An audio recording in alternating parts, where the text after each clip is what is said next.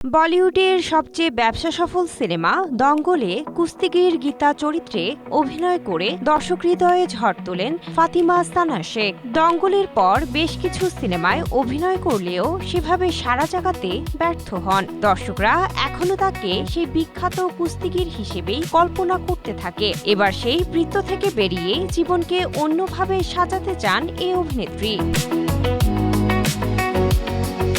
শিশু শিল্পী হিসেবে ক্যারিয়ার শুরু করলেও বর্তমানে বলিউডের লিস্টার অভিনেত্রী ফাতিমা সানা শেখ।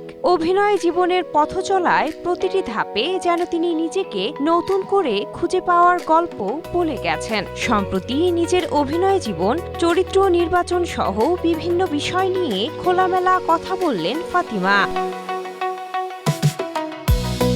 অভিনেত্রী জানান, যেসব গল্প মানসিকভাবে তাকে অস্বস্তি দেয় তিনি সেসব গল্পের প্রতি আকৃষ্ট হন। সে অস্বস্তি তাকে নতুনভাবে ভাবতে শেখায়। গতানুগতিকতার বাইরে গিয়ে সেসব গল্প নিয়ে কাজ করতেই তার স্বাচ্ছন্দ্য বেশি।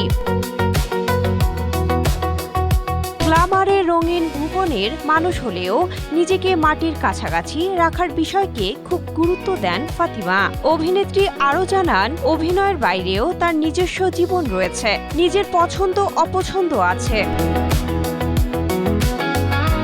ফাতিমা সানা শেখ অভিনেত্রীর পরিচয়ের বাইরে গিয়ে মানুষ হিসেবেও নিজেকে নতুনভাবে তৈরি করছেন। তার মতে, নিজের পরিচয় শুধু অভিনেত্রী হিসেবেই সীমাবদ্ধ রাখা উচিত নয়। নিজের ভেতরের মানুষটাকে চিনে নেওয়াই একজন মানুষের জন্য সবচেয়ে গুরুত্বপূর্ণ।